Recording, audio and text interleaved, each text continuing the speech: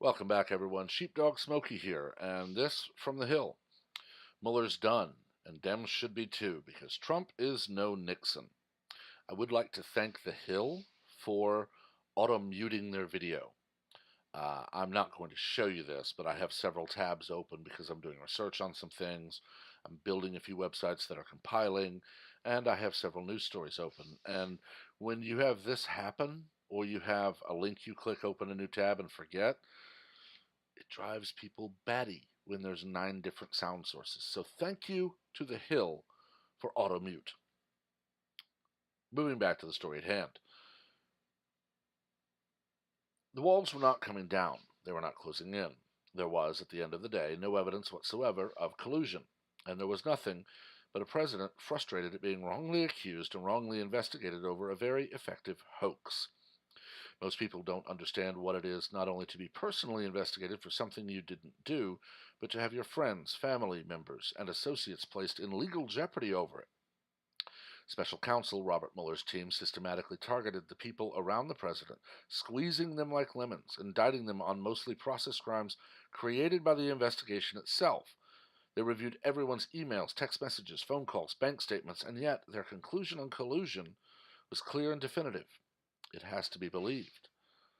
I was there working with President Clinton in 1998 when he pondered whether to send missiles against Osama bin Laden, but was concerned it would be viewed as wagging the dog. See that movie. I don't really like to support Hollywood, but that movie shows exactly what using a war for politics does. We missed bin Laden that day. It was symbolic of how everything in the White House was affected by the Monica Lewinsky investigation. It changed everything we did, and yes, there was a good bit of cursing then, too. The big difference between today and what happened in 1998 or during the Nixon era is that, at the end of the day, the Mueller investigators found no stained dress, no break-in, no hush money, no enemies list. There was never a crime, and what seemed far-fetched was simply that. This time, a duly elected president was investigated for a crime that never even existed. In fact, evidence is mounting that the investigation itself was launched on phony grounds. Sorry about the pop-up. And so, the screaming partisan antics of Democrats in the House are likely to set the Democratic Party back a decade if they do not get a grip on themselves. In partisan union with scripted talking points, they keep calling everyone else partisan. It simply does not pass the laugh test at this point. But the problem is that Gerald Nadler, Democrat New York, and Adam Schiff, Democrat California, are congressmen from safe districts where nobodies if they have no investigate who are nobodies if they have no investigations to launch. It's in the interest of their egos to keep it all going so they can have daily press availabilities, and they are whipping up their political bases. It will take some Democrats of courage to turn this off and stop the abuse of going after the president's financial records. These are the kinds of things Nixon was doing, and there was no justification for those in Congress to be doing exactly those things for which Nixon resigned from office, going after his political enemies. As I predicted in earlier columns, the Mueller report was always going to try to paint a picture of obstruction of justice. It was a lot weaker than I thought it would be because the alleged acts of obstruction are nothing more than acts the president could have legally taken or ordered. While talking a tough game publicly and brooding in private, the president and his legal team gave unprecedented access to the White House documents and personnel. In fact, the event that triggered the appointment of the special counsel, the firing of former director of the FBI, James Comey, didn't even merit much discussion in the report, raising again the question of why there was ever a Mueller investigation whose focus was Trump and his campaign. Even if you believe Mueller should have been appointed given the swirl of questions kicked up about Russia, Volume 2 of the Mueller report should not exist at all. Once investigators determined there was no collusion and they were not issuing any charges, most likely it was a compromise by Mueller with his aggressive prosecutors, including former Clinton counsel, to get agreement on the report and its strong language on the lack of collusion. It was a bone for the Democrats that was unfortunate, as it would have been much better for the country if they had simply said that a bewildered president contemplated some strong actions but, in fact, did nothing to impede the investigation. If anything, he waived executive privileges over witnesses and documents that other presidents routinely have asserted. It's time for Democrats and the country to move past the Russia collusion narrative and for the media to fess up. If we're not going to respect the outcome of the Mueller report, then what was the point of the whole exercise? They found no collusion, and they did not charge obstruction. The cloud under which the president and his associates have lived for more than 2 years deserves to be lifted. The officials who launched this aborted investigation should be held accountable for their actions, and the country deserves a Congress focused not on investigations, but on issues like healthcare, infrastructure, and immigration. I'm almost completely there with you, Mr. Penn. Almost. We need Congress to be focused on ending the immigration crisis rather than taking over the healthcare industry. But unfortunately, the Democrats are going to be as deaf to this as they have been for 2 years, to the fact that the FISA warrant was illegally gained, the Steele dossier is all fake and phony, to the fact that Elizabeth Warren lied about her ancestry, and so much more.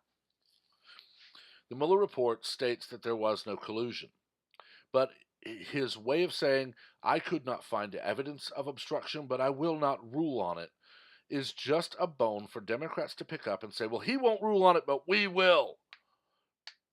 There is no evidence of it, so there was no obstruction. It's the way things work in this country. If there is no evidence, it did not happen. To quote something from the 1990s, if the glove don't fit, you must acquit. Meaning, the glove didn't fit, so there was no evidence, meaning there was no crime. Now, that ultimately turned out differently, we all know, but it's the same sentiment here. There is no smoking gun. There is no blue dress. There is no enemies list. There is a man who was worth over $4 billion total, who 2 years later is worth just about $3.5 billion, while congressional members were worth barely $1 million when they took office and are worth multi-millions now. The Democrats are so focused on regaining their power and their prestige that they will make anything and everything a crime. Let's turn the tables. Let's imagine that 10 years ago, someone had in Congress, a Republican, had subpoenaed Barack Obama's personal and business tax returns for 10 years. How quickly would Nancy Pelosi or Charles Schumer have been screaming, the IRS has not done anything, so he is not guilty of anything.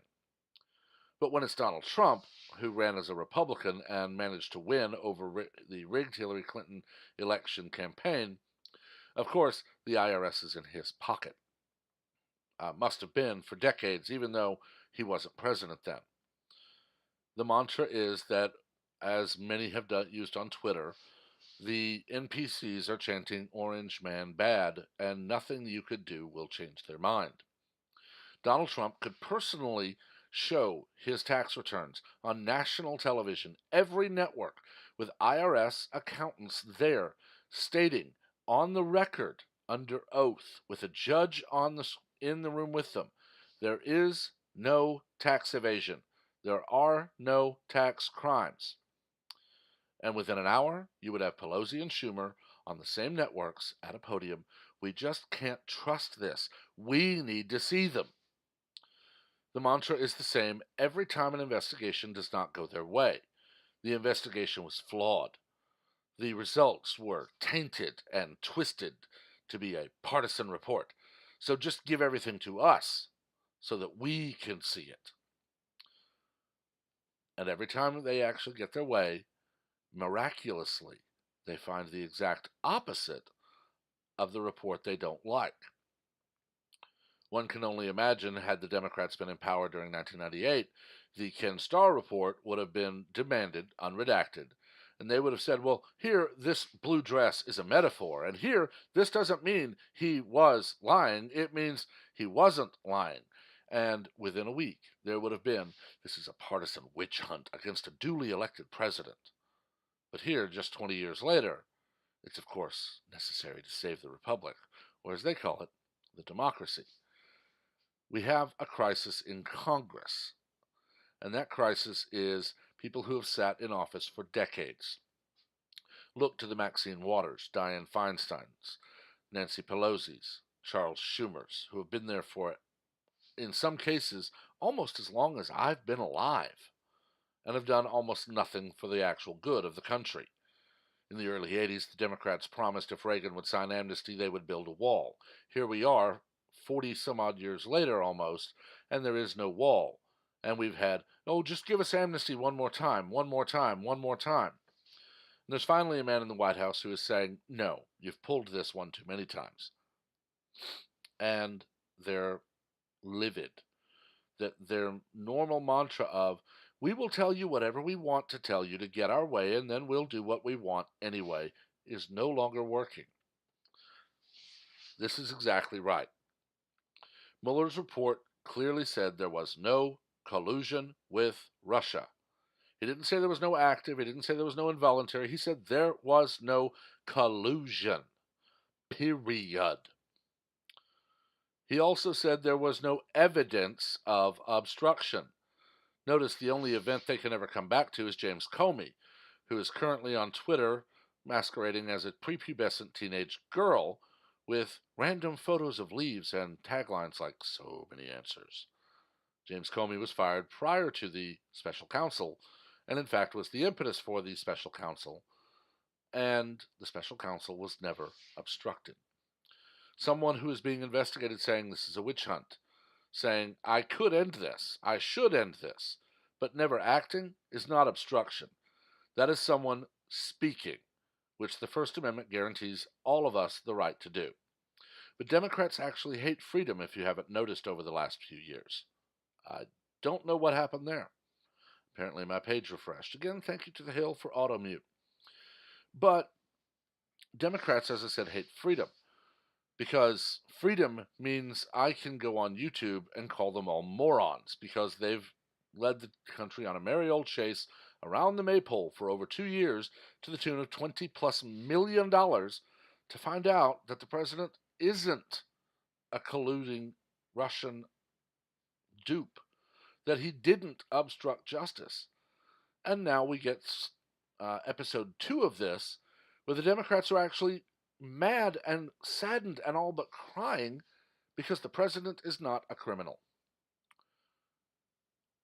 I don't know where else to take this. It's just more proof to me that we need term limits. And we're never going to get that by asking Congress to amend the Constitution. I'll end this with what I've done a few times before. Visit cosaction.com. That is C as in convention, O as in of, S as in states. cosaction.com. There are currently almost 15, I believe we may have 15 states now, with resolutions to call an Article 5 Convention of States. That Article 5 Convention of States, once called by 34 member states of the Union, would result in delegates who are not serving in government in any way being called to the convention to debate amendments. 3 specifically are named.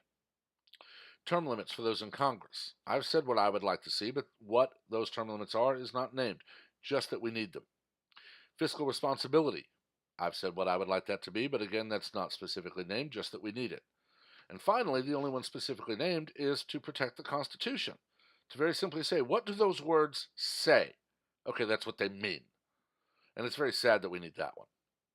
But I've talked long enough on this one. Let me know what you think. Just remember, keep it civil. We do not learn from an argument, we learn from debate. As always, remember to like and share, subscribe, and turn on notifications so that you're kept abreast of all new content as it posts. Until next time, everyone have a wonderful day.